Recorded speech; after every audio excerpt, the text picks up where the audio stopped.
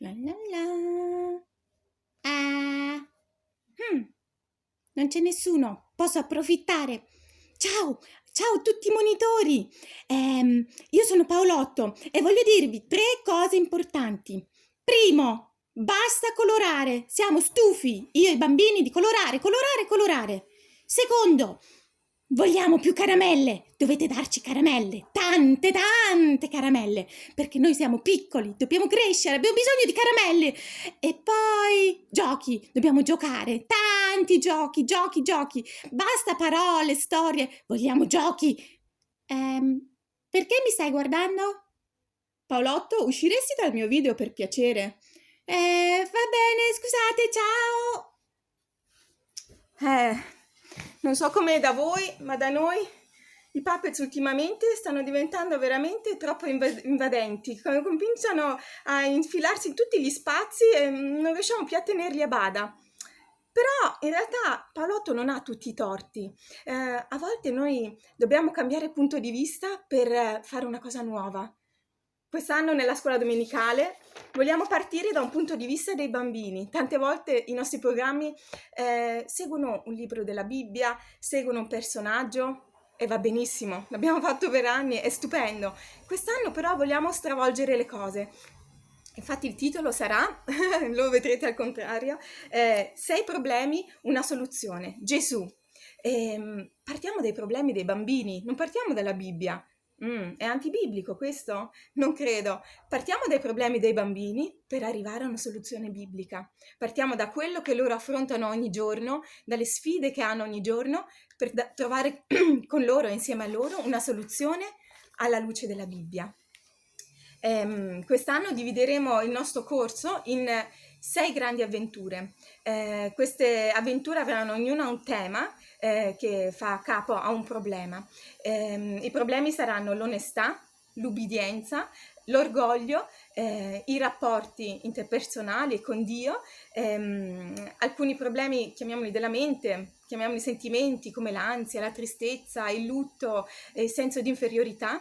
E come ultimo tema la testimonianza, perché per i nostri bambini non è molto facile rapportarsi con gli altri coetanei a scuola e dover dire io credo in Gesù. Ognuna di queste tematiche, chiamiamole, sarà affrontata per 5 lezioni, ok? Non possiamo riuscire a parlare dell'onestà in un'unica lezione.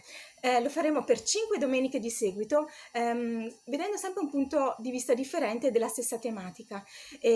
Ognuna di questi punti di vista lo affronteremo anche usando una strategia diversa, ok? Vogliamo usare metodi creativi. Dio è un Dio creativo, guardiamo la natura, guardiamo quello che ci circonda, è un Dio che ha un sacco di idee. Noi nel nostro piccolo vogliamo sforzarci e trovare anche noi dei metodi accattivanti, nuovi, per stimolare i bambini all'ascolto.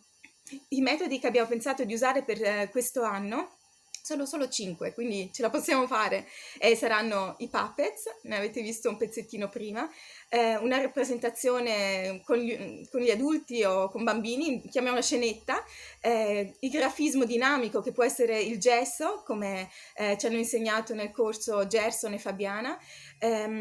Una lezione sarà multimediale, quindi useremo i PowerPoint oppure dei video, e l'ultima sarà interattivo, che vuol dire che la problematica uscirà dai bambini stessi. Facendo dei giochi parleremo con loro e faremo uscire questa problematica.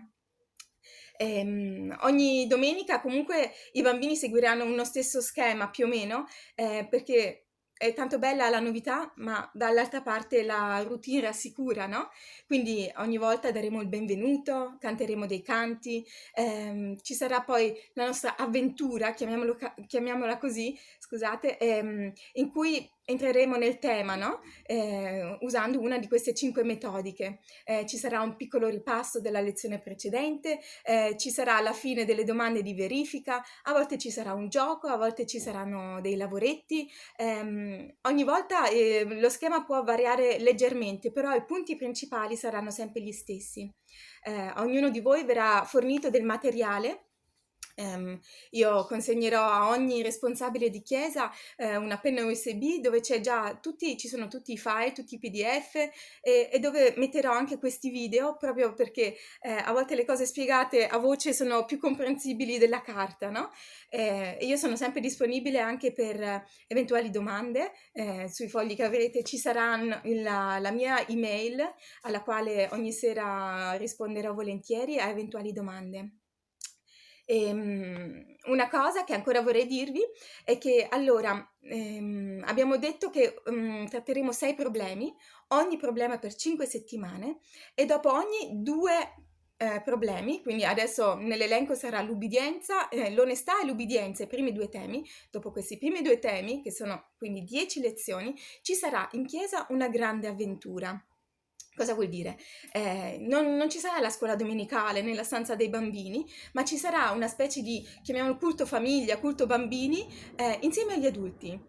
Vedendo i miei bambini e conoscendo anche i bambini della chiesa, non c'è niente di più bello per loro che rendere partecipi gli adulti, i genitori, gli zii, gli amici, i loro punti di riferimento adulti, renderli partecipi di quello che stanno facendo, no?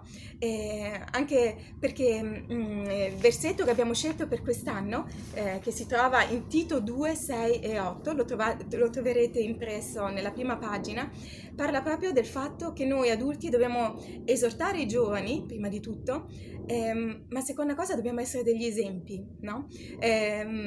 Come facciamo a essere degli esempi per i bambini? Dobbiamo lavorare prima di tutto su noi stessi e poi dobbiamo continuare a parlare con loro, non solo durante la scuola domenicale, ma anche all'inizio del culto, dopo, nella settimana, una chiamata, trovarsi per una cena, un pranzo insieme ai genitori e dare spazio anche lì ai bambini. È solo così che possiamo essere d'impatto nella nuova generazione ed è proprio quello che vogliamo fare. Prima di tutto con l'esempio e poi con le nostre parole, sia la domenica, sia nella scuola domenicale, sia nella vita di tutti i giorni. Vorrei ancora sottolineare un'altra cosa.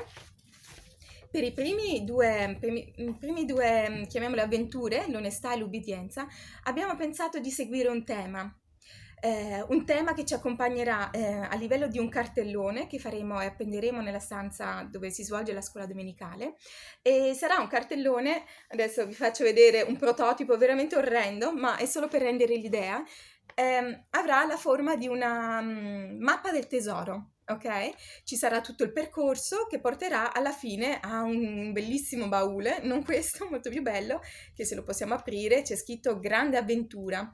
Infatti alla fine di queste 2 avventure ci sarà la grande avventura in chiesa, sarà questa la sorpresa.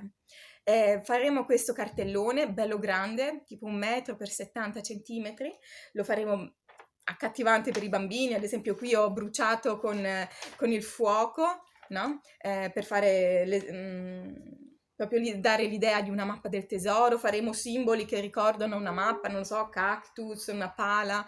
Questo è fatto veramente male e velocissimo, ve lo ripeto, voi lo farete bellissimo. E anche noi ci stiamo lavorando qui nella chiesa di Pizzoletta. Il percorso che ci porterà al tesoro, questi tratteggi, no? Come nelle mappe dei pirati, saranno ad esempio dei segnalini rossi, li faremo col metodo gratta e vinci, no? Ogni lettera sarà coperta dal colore, ogni tassellino sarà coperto dal colore e sotto appariranno poi le lettere dell'avventura. Qui credo che non si veda nel video, c'è scritto onestà, onestà. Ok, anche qui era tutto coperto, adesso abbiamo fatto varie prove per vedere se funziona questo metodo e ve lo farò vedere. Qui la prossima avventura c'è il gratta e vinci, noi grattiamo via il colore e appare la lettera, ok? Come fare questo è spiegato nei fogli, ve lo spiego velocemente. Ogni tassellino è ricoperto da scotch e sopra lo scotch ho pitturato con la tempera mischiata con qualche goccia di detersivo per piatti. Dobbiamo ottenere un colore molto vischioso, denso e copriamo qui dove c'è lo scotch. Quindi la tempera non attaccherà sul foglio perché c'è lo scotch. Una volta indurito, con la moneta sarà facile grattare via, ok? E apparirà la lettera. Questo per cambiare, per fare qualcosa di diverso con i bambini.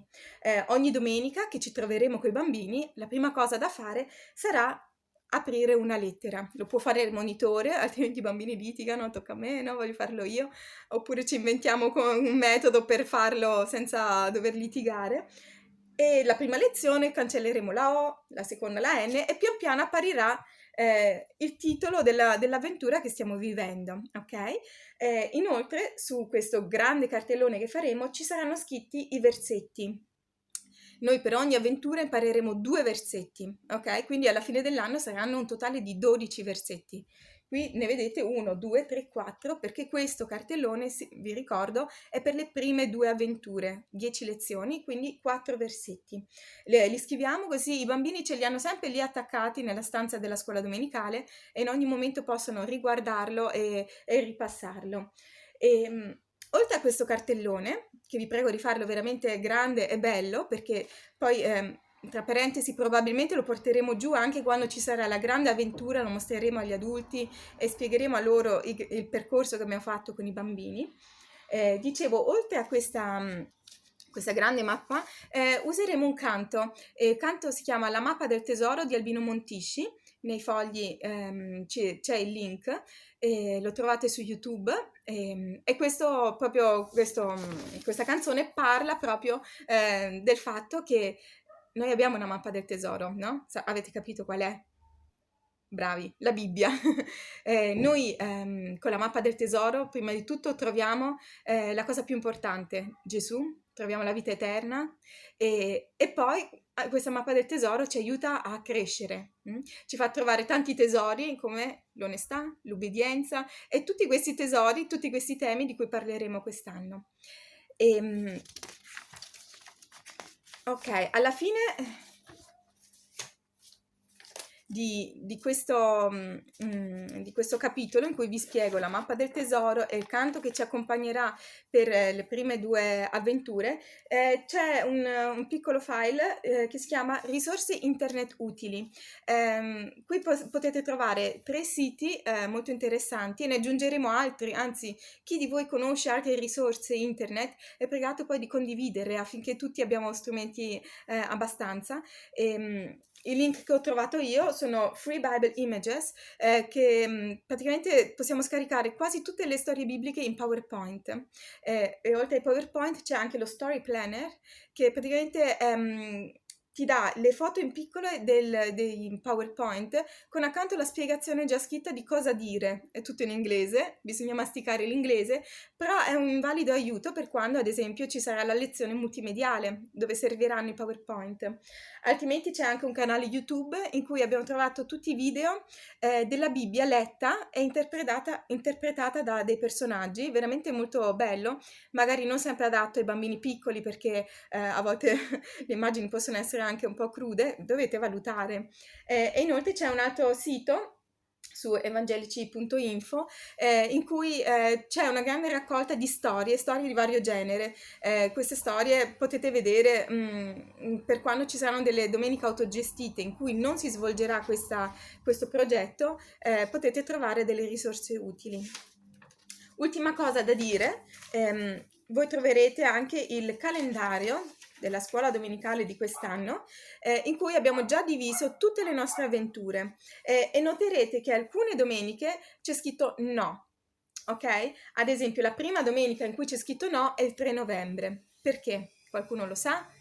C'è il convegno delle coppie. Molti di noi saranno impegnati nell'organizzazione o nel partecipare a questo convegno, quindi salterà questa grande avventura. Questo non vuol dire che non c'è scuola domenicale, ok? Vuol dire che dobbiamo trovare qualcosa di alternativo da fare. Possiamo anche chiedere a qualcuno fuori dalla scuola domenicale di intrattenere i bambini con una storia biblica se noi non ci saremo. E quindi la scuola domenicale non salta solo il programma, perché vorremmo che la maggior parte dei bambini fosse presente in queste nostre avventure, proprio perché non perdano il filo logico del discorso. Altre domeniche che salteranno saranno ad esempio anche Natale, Pasqua, Capodanno, Epifania. In queste domeniche io incoraggio ciascuno di voi di organizzare delle lezioni incentrate sulla tematica del giorno, quindi sul Natale, parliamo della storia del Natale con i bambini, Pasqua, la resurrezione. Lì dovete organizzarvi voi stessi, ogni scuola domenicale per sé, del materiale e delle storie da portare ai bambini. Ok, direi che questo è tutto. Buon lavoro!